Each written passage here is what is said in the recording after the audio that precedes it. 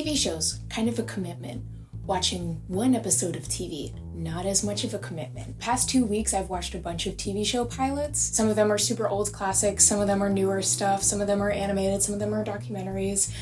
We've got everything here today. My name is Leah, I'm an actress, and on my channel, this is a safe space to geek out about everything film and TV. So we're gonna start with the 90s/early 2000s, starting with Sex and the City. I don't know why I never watched this. You'll find that that's a recurring theme in a lot of the shows. What do you do for work? Well, this is my work. I'm sort of a sexual anthropologist. Insanely likable characters, really well done, really fun editing. It's a super fun show because you get to see New York from a very specific perspective, and it's from middle-aged woman who's unmarried. This is her group of friends, and this is how they see the world. And I feel like a lot of shows, the default is you kind of see things from a dude's perspective. So this is one woman and her friend group's perspective on how they see men, how they see sex, how they see their lives. Really fun editing with like interesting writing and directing choices, with monologues being taken like directly to camera, people just being unapologetically themselves. I think that was the coolest part about episode 1, Sex and the City. Next one I saw was Gilmore Girls. Finally seeing Gilmore Girls. Main character, oh my god, I forget her name, but so likable.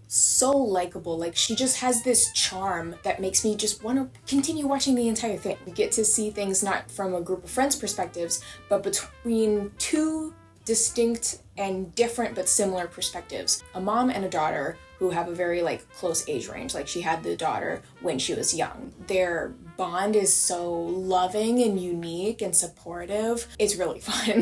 If I'm being super critical though, I don't find the plot line like super interesting. I find the characters really likable. And I guess that's kind of the difference that I'll see with a lot of classic versus newer current shows, is there's more of an emphasis on characters and less of an emphasis on a super interesting plot line, versus now it's like there's an emphasis on a super interesting plot line, not very likable or interesting characters. But that's just my take on it.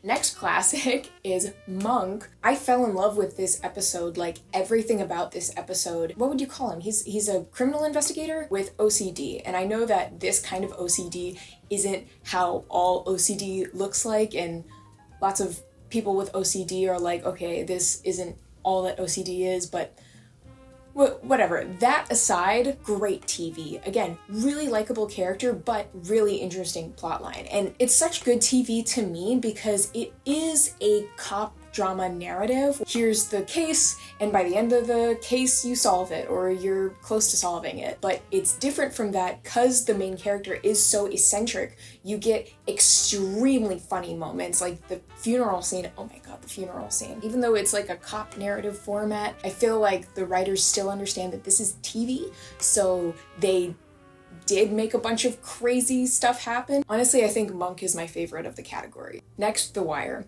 I'm gonna be honest, this wasn't really my cup of tea of a show. It's like a cop structure, like a cop investigative structure of a TV show, but it really doesn't have like other elements that aren't, you know, the seriousness of the cop drama to it. Like, there are super interesting characters like Idris Elba and the girl who plays the female detective on the squad. Like, it's a serious show and it's well done, but for me, like, it's so serious.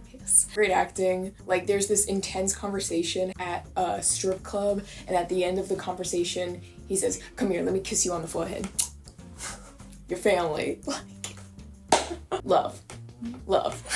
Next category, animated. This is also kind of an early 2000s, so it's a good segue, is The Boondocks. I feel like I've watched this first episode before, but honestly, I couldn't quite remember. So either way, I watched it again, and Jesus was black, Ronald Reagan was the devil, and the government is lying about 9/11. Thank you for your time, and good night. Incredible.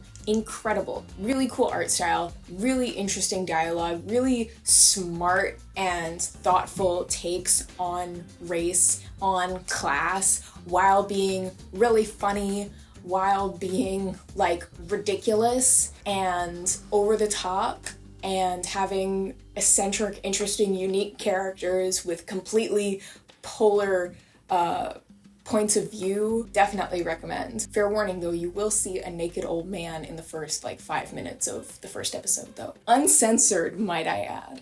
Next, Uzumaki. This is a really, really new show. I think the first episode dropped a week ago. I could pitch the plot to you, but it sounds ridiculous if I pitch the plot to you. But the plot is there are spirals.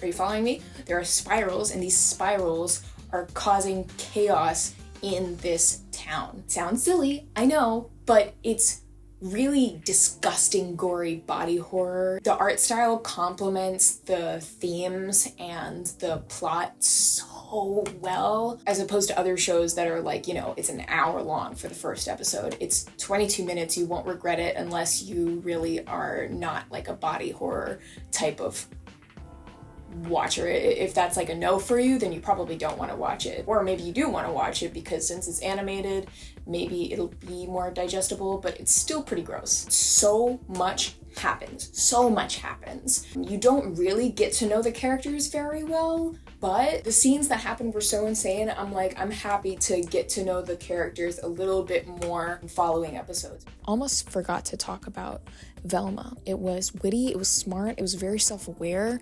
It was a little too meta, obnoxiously meta. It was so self-referential, and the humor was so quirky that, I don't know, it wasn't always funny to me. Love watching a bunch of female characters. Love that about it. The sense of humor just wasn't my cup of tea. However, after watching that first episode, I watched a fan animation, a Velma-themed fan animation. I was sitting on my couch watching this. That made me stand up and give it a standing ovation. That was fine art, and it's a YouTube video. Wait, just click it. So smart, so well edited. The sound design, the music choices, everything. If only I could make videos or an edit like this. It was self-referential, but it was such a unique pivot that it was so smart and funny and also kind of violent and gross. Love. Next category is some docuseries. I wanted to watch some of these because they were nominated for Emmys or they were in an Emmy nominated category. So starting first with Telemarketers. Where are we going into? We're going into Civic Development Group, and what we do is we call up people and chisel them out of money. Documentaries like this are what make you fall in love with documentaries in the first place. My boyfriend's going on a work meeting, so I'm gonna do this a little bit more quietly. Really personal, really gritty cinematography. Just the editing is so good. Also the protagonists, the characters that you meet, just how courageous and vulnerable they are, not only in being willing to just risk their jobs, but also being so vulnerable with themselves and their family and their life and being able to show that on camera. Really beautiful. This telemarketing scam, it builds and builds and builds and builds. And first you're yeah, this is crazy. Oh, yeah, this is crazy. Oh, shit. Oh, shit. Oh, shit. By the end of the episode, you're great. Queens. This is a nature documentary narrated by Angela Bassett and also produced by her. Really awesome behind the scenes too. I recommend watching their behind the scenes. The concept behind this story, the stories of female animals in nature. At first I was a little hesitant going into watching this show because sometimes when something is very pro-woman, sometimes it doesn't always come across as genuine. Another thing that I wasn't sure of beforehand is they did give names to the animal characters, which I watch a lot of nature documentaries, and that is not common to assign names to the animals that you're watching. So at first I was okay, this is different. Okay, I'll let them cook.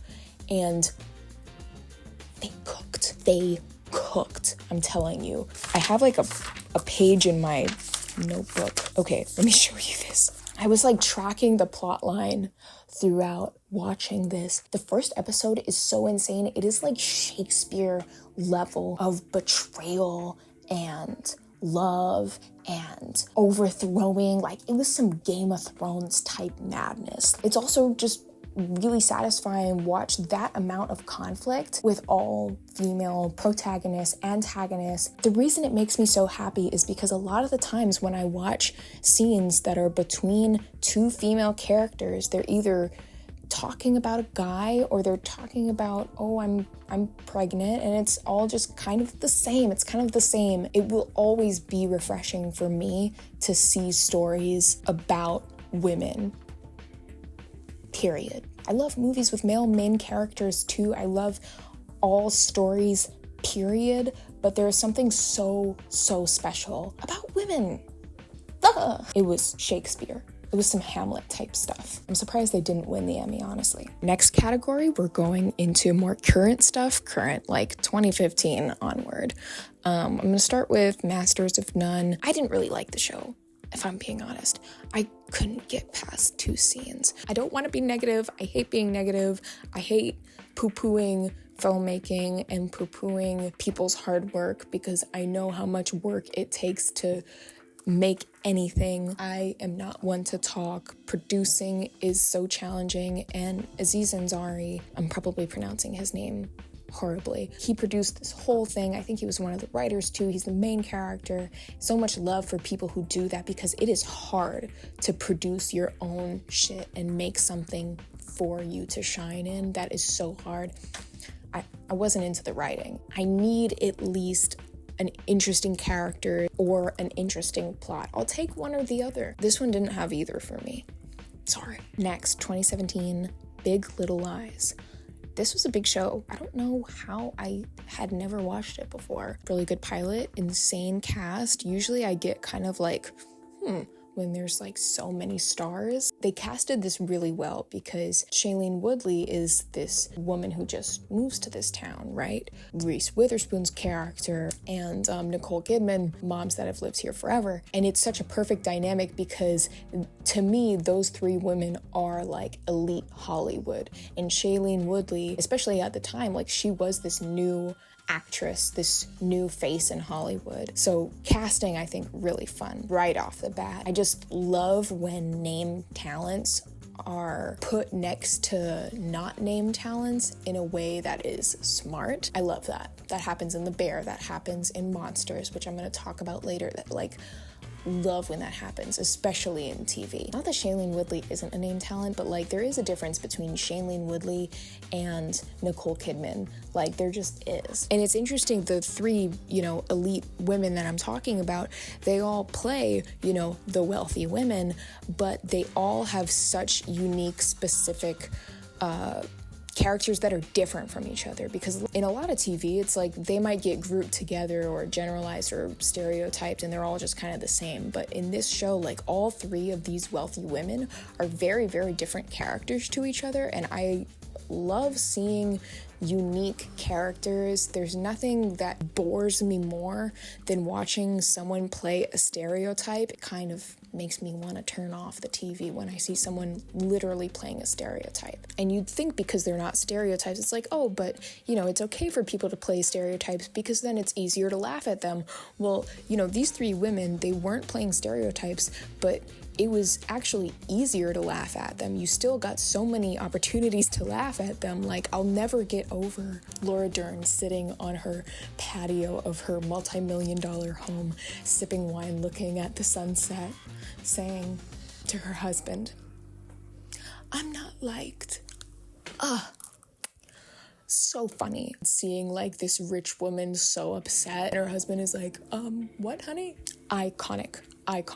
Also, Reese Witherspoon, iconic. She is so little and entitled, and I love that. Potentially one of my favorites in this category.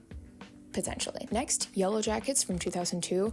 I talked a little bit about interesting characters, interesting plots, not interesting plots, interesting characters. This one, to me, it did have an interesting plot, didn't necessarily have interesting characters, in my opinion. Really like the first scene where this girl's like running away from her murderer in the snow. I'm originally from Minnesota, and whenever I see snow and cold weather depicted accurately in TV and movies, there's something that just makes me so happy. It makes super exciting and surprising things happen because that's what the cold does. Yeah, you can fall through the ice. You can see your breath. Like cold weather depicted accurately really makes me happy. So loves that first scene. Just, I don't know, the characters kind of, honestly the plot too. Honestly the writing, I don't know.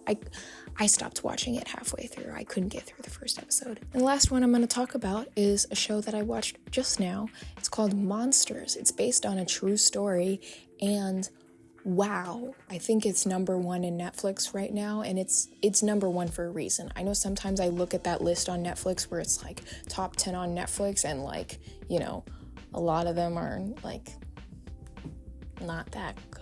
Incredible acting, incredible performances, incredible use of putting actors that we don't know next to actors that we know, like Javier Bardem, and having him playing this father figure to these boys who are loose cannons, frankly, and seeing Javier Bardem, who is known for playing these loose cannon characters. Honestly, can't applaud the acting more of the two guys. I've never seen them before. I'm floored, honestly, thinking about it. Really intense, honestly, though not a relaxing show, but art. That's all I got today. Hope you watched some good TV and movies this week. See ya!